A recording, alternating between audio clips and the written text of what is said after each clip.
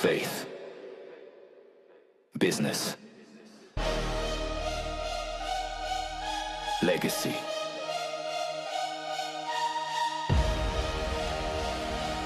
Welcome to Strategies for Success.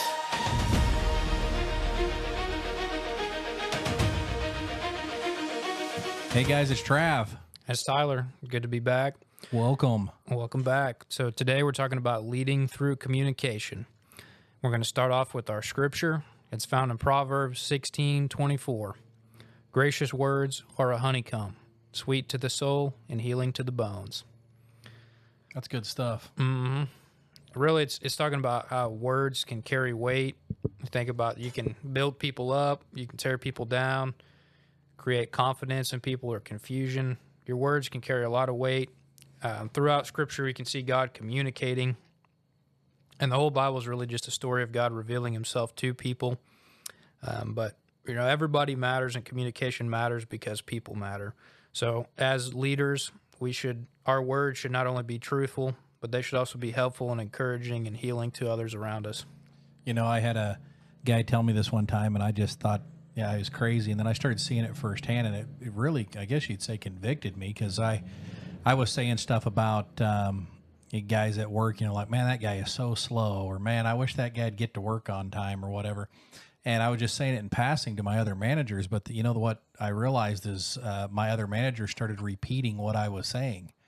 And I didn't even mean for it to, but I guess the weight of that communication coming from the boss, they were taking it as gospel. So next thing you know, that guy's the slowest man around, and that guy's always late, even though it might have just been the one time off, Yep. Well, I've got a story here that I want to share with us, and I'll see if you guys can guess who it is. In 1940, Great Britain stood nearly alone against Nazi Germany. France had fallen, Europe was collapsing. The British Army had barely escaped destruction at Dunkirk. Many believed Britain would be next. The people were exhausted, bombs were falling, families were separated, resources were stretched thin, and uncertainty was everywhere. I can't even imagine, every night the sirens going off and bombs falling all around. You never knew when one was going to hit your house. Mm-hmm. At this moment, here's your clue. This individual became the prime minister. And here's what was happening. Wasn't naturally viewed as a great leader. In fact, most people doubted that he was ever going to do anything, ever going to be a great leader. Early in his career, he made many mistakes. Political opponents questioned his judgment.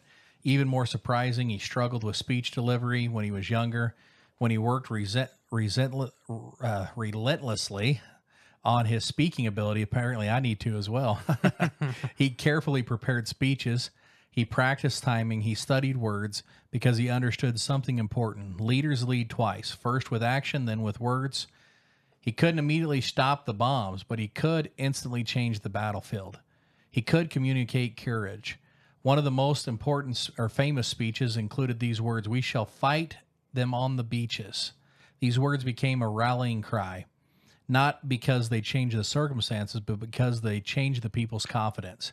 He gave the people hope when hope was difficult to find. He provided clarity when confusion was everywhere. He inspired courage when fear felt overwhelming.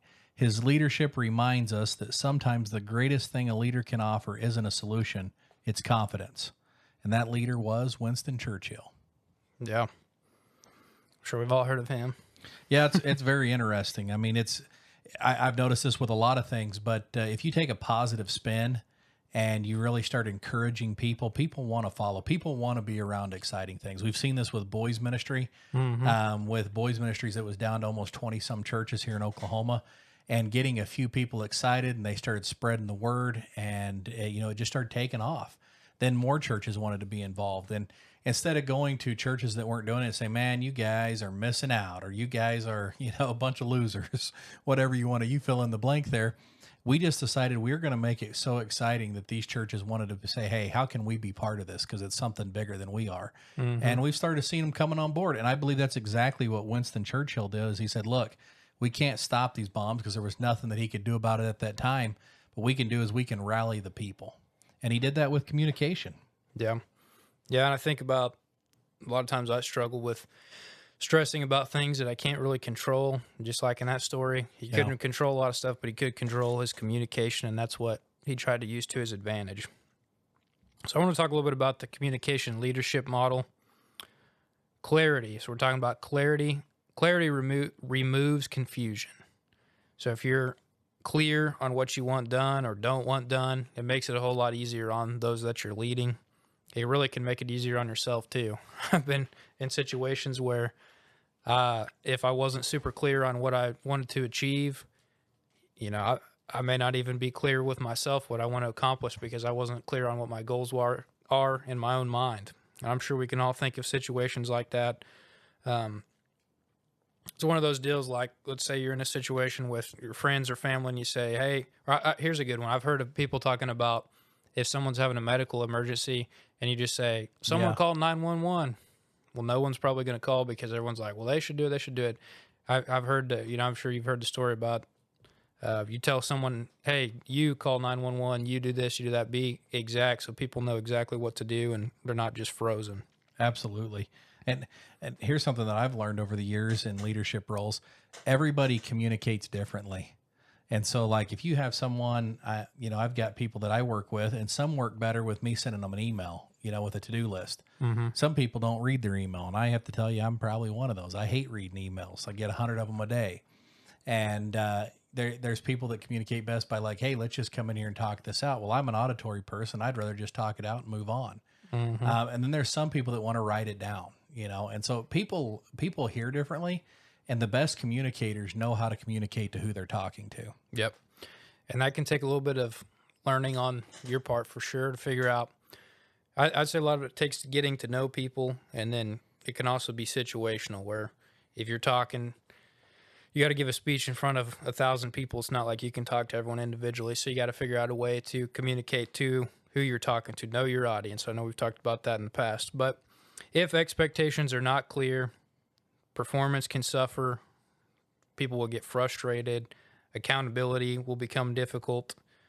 And I know we've all been here, but you think about, well, they should know what I mean. They don't. They can't read your mind. And everybody looks at things differently. Something that I'd say a big thing I see is priorities. My priority could be different than Travis's priority. And so he could be like, well, why didn't he get that done? And I'm thinking, I'm doing priority number one to me, but I didn't do Travis's priority number one. If we didn't communicate that to each other, then we're not on the same page. Yeah. And as my dad used to tell me, I'd go in at the end of the day and tell him, hey, I got this and this done, but I didn't get all that stuff done you wanted. And he's like, well, you know what that means? You're just not making me a priority. Mm-hmm. Well, you know what? I was putting my priorities ahead of his priorities. Yep. I was busy putting fires out. I've been there too. Oh, yeah. But leadership isn't really about what you mean or what you're thinking. It's about what you're communicating to others. And it's about it's about what they understand. You got to make sure that they understand it. I've been in situations where I could explain something the way it made sense to me, and I can just look over at the person and see they got a puzzled look on their face. So I think, hey, I better try that again and figure out, asking them questions of, does that make sense? Are we on the same page? Just small things like that here and there can go a long ways in making sure and clarifying that you are on the same page and that they understand what it is you're looking for. Yeah, I liked this down in the notes we were getting ready today. It said, think about a time when misunderstanding has caused problems that could have been prevented with better communication. Mm-hmm. If you've ever been in a relationship, especially think of that. I had a friend of mine go fishing with me one time, didn't call his spouse, and the whole time we're out there, you just like putting the phone on silent, and I'm thinking that dude is dead meat. And it probably could have just been avoided with a little bit of communication. Mm-hmm. Let me tell you an old saying that a lot of people like to use that is not true. It's better to ask for forgiveness than permission. Yeah, that's not good communication. Mm-hmm. Yeah, not being very proactive. Not at all. And a good question for leaders to ask is, have I clearly defined what success looks like? And if it's not clear, it's not really fair to your team.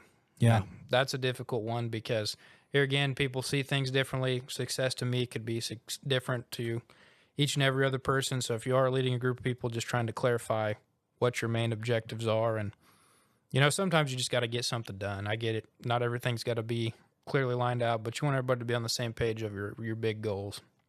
And, it's unless you're, and I get that they have the same different obstacles as well, but, major sports team, their goal is to win the game. When you're in business, they need to have a clear goal just like that as well. Yep. And they say, hey, what's our goal? Well, our goal is to add 10 new customers this week, or our goal is to, raise our customer satisfaction, our Google rating. But when your team knows, most of the time they'll jump on board because they want to win. Right. And think about, I like football a lot. Well, football, you got a bunch of different positions on the field. You have different coaches that coach different positions specifically. So they all have the whole team has the same goal of winning the game, but each position on the field, they have different smaller goals they got to do too in order to achieve the same goal. So that's where they have to communicate a whole lot. And that type of stuff happens depending on the bigger group you have. You're going to break up into smaller groups and each going to have smaller goals, but you're all trying to point towards and communicating with one another to achieve the big goal. I was just thinking about that today. I was watching, someone shared a clip about one of my favorite Christian movies is Facing the Giants. Mm-hmm. And I was thinking about a field goal kicker, especially like a backup kicker. He may not even have much game time, may not even be on the field hardly at all. But when it's the pressure's on to win the game, it usually falls to that guy. Mm-hmm. And you think about if you were on defense and your goal is to tackle the guy, well, you could tackle the guy, but if you lose by 50 points, what good was that, So just trying to communicate with everybody, making sure everybody's on the same page to achieve the higher goals and just what's important to you. Winning the battle, but losing the war. Mm-hmm. Exactly. And then tone can really set the culture. Yep, that's a good one. And leaders can set the emotional temperature. People watch, whether you think they do or not, they watch how you respond, how you're speaking, how you handle pressure, how you treat others in good situations and bad. And they may forget, your team may forget what you told them or possibly like some specific instructions. They may not remember everything exactly like you said, but they'll remember your tone. And a lot of times when the pressure rises or when it's in a stressful situation, that's when people pay more attention. That's when people's emotions are a little bit higher. And, if you react and you don't stay calm, people are going to remember that and think, man, he's a hothead. I'll just tell on myself here. There was a time when, as a young guy, I guess be a little more of a hothead. And I remember, I'd go off on my oldest son, I can't believe you did that, you idiot, or whatever, I'm not proud of it. And I've decided I don't want to be that guy. And I want to change my life. That's one thing I really appreciate about boys ministry, because I've been able to see these men, they struggle with the same things, but they've been able to overcome it through the strength and power through God. But it wasn't long after I caught myself doing those that I noticed my oldest son was then talking to my younger son the exact same way. Mm-hmm. And I'm like, hey, don't talk to him like that. And then all of a sudden it just hit me like, oh, yeah, he's just repeating what I told him. Yeah, sometimes when you see it in somebody else, it's easier to realize where that came from. That's probably not a good thing. Yes, it is. Well, so think about your attitude when you're communicating to people, the tone that can really make a difference on your culture. You could say, give someone a compliment, but if you got a frown on your face, people are probably going to realize the frown. They're going to recognize the frown more than whatever you said. So think about that kind of stuff. There's a lot of nonverbal cues when you're communicating to people, and all that stuff is very important as well. I saw a sales guy we had one time that customer walked in and said, hey, you got time to show me a skid loader? And the guy goes, well, and he looks down at his watch, the sales guy, and he's like, yeah, I guess I got time. And I know he didn't mean anything by it, but I told him later, because the customer responded like, look, man, if I'm bothering you, or if you need to go, that was his response. And I don't think that the sales guy meant anything by it. He was just when the guy said he got time, he was looking to see what time it was. Mm-hmm. And but the cue that he was getting was, this guy's irritated, like he's sitting here at the door waiting, trying to leave. Mm-hmm. And that probably set the tone for the whole conversation. Absolutely. Thinking everything's kind of in a hurry. But think about, there's times where you got to deal with someone that could be a little frustrated. If you can stay calm, that can also help the other people stay calm. I know Travis and I were talking earlier, talking about sometimes talking slow and taking a deep breath and stuff can help you in a lot of situations. I think that can also diffuse people that are really frustrated. If they're screaming and you immediately respond back screaming, it's probably just going to get worse. It's going to escalate. Mm-hmm. When same thing with your kids, but also like in management, if you've got something, I've had people, smash something or break a piece off the truck or something, and you're just like, what in the world? And you're so frustrated. The best thing you can do is go off and get about, 5 minutes, 10 minutes, take a deep breath, get a drink of water, and just calm down and realize, hey, is it really that big of a deal? At the end of the day, accidents happen, and stay calm. Because if you go out of your office and you just let them have it, that's going to be remembered long past after the truck's fixed. Exactly. Think about if you could be encouraging to people, that can really help build people's confidence, and your tone can often teach people louder than your words. Oh, yeah. So think about what kind of emotional environment do your words create? Think about that just reflect on that a little bit before you talk to people, just keep that in mind is what is your tone, your emotions, what does that give off to people? I like this next one. Yeah. Consistency builds trust. Yeah. People trust leaders whose message remains steady. And I think that's very true. You got to watch this as a leader, because a lot of times we manage by emotion. We're like, oh my goodness, we had a tough month, everything's bad. Or, that guy's angry, everybody must be angry. And that's not the way to do things. You got to think positively, and you got to watch that, because when you're consistent and keep the message pointing toward the goal, that's where your team's going to be headed. Yeah. Yeah. And I think I listened to a book recently about habit formation and stuff, and it was talking about like when you do things when you feel like it, that's really acting more on emotions and just how you're feeling that day. And if you really want to be successful over a long period of time, you got to do stuff whether you feel like it or not. Same thing in leadership and communication. I would say you need to try to stay consistent and just keep trying to do things whether everything's going good or everything's going bad around you, or whether you got a good day or bad day. Just try to be as consistent as possible. Yep. Consistency says, hey, I'm reliable, I'm predictable, and I'm trustworthy. Yep. I was just thinking today, like go to restaurants or something. I like going in where I know what to expect. I've got most of my restaurants that I really enjoy going to, they've got decent food, but the staff is amazing. And I like to go back. I got a restaurant that I attend, and I've shared it once before. But when you're driving through Tulsa, Oklahoma, if you ever on, I-44 coming through, stop on 41st and see my friends at Ricardo's Mexican restaurant there. And there's a lady in there that takes our orders, and I go in. She goes, "What, you having the same thing?" Yep. She's like, "All right." And she sees me coming, got my drink on the table. It's consistent. And I know that that's going to be consistent every time. And when I go in, if she's not there, I'm like, this is not going to be, no, not really, but I'm missing that she's not there to take our orders. Mm-hmm. Think about where you can improve consistency in your communication. Are you kind of sporadic and all over the place, or just what hits you in the face? Or are you trying to be consistent? Are you running around with a fire extinguisher, or are you keeping the message on point? Mm-hmm. Well, we're moving on to our FBL discussion. So as always, that's faith, business, and legacy. We're going to relate our topic back to how that impacts those three areas. In faith, for the faith aspect of it, think about, how does God communicate with his people? Why does Scripture place so much emphasis on words? How can encouragement become a spiritual discipline? And think about it. Has careless words ever damaged relationships or ministry opportunities? Oh, yeah. What does it look like to speak truth and grace together? Faith grows where truth and encouragement meet. So kind of reflect on some of those things. I've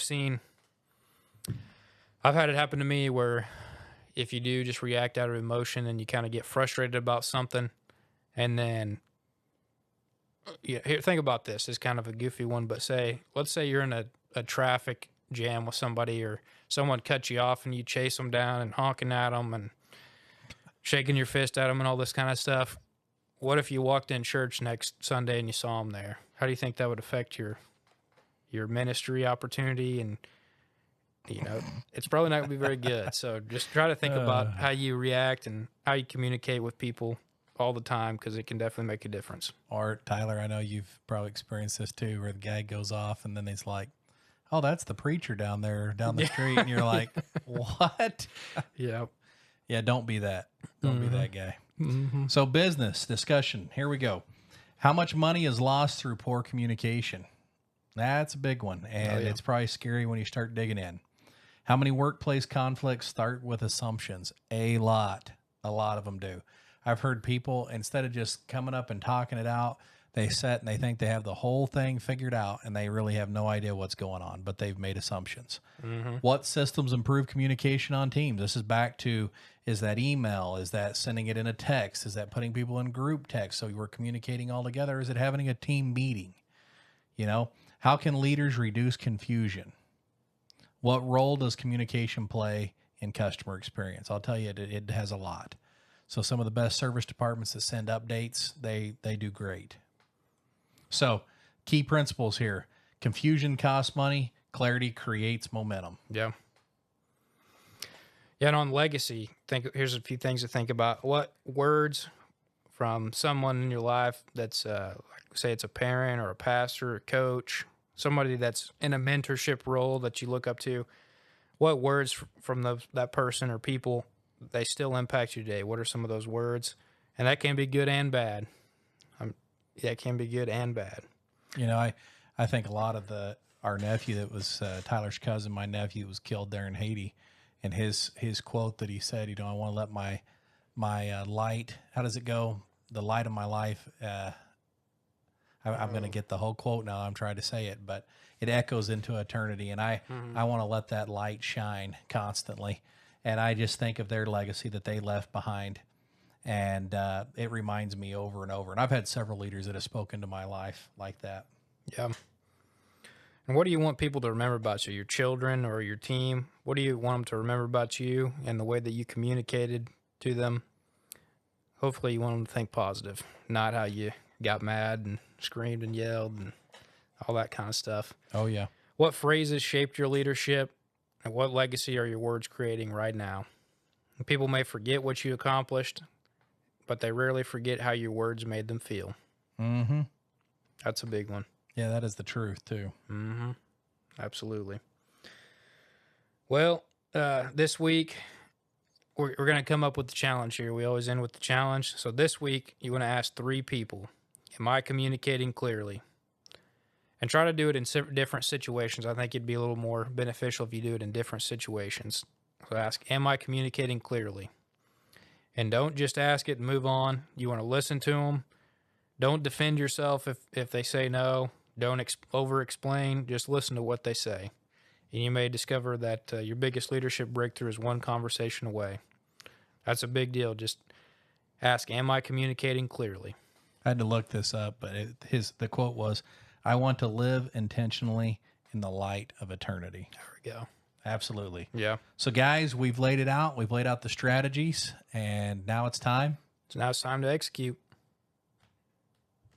Strategies for success. We lead, we build, we bless. Faith in the fight, a vision inside. And legacy is our quest. Strategies for success.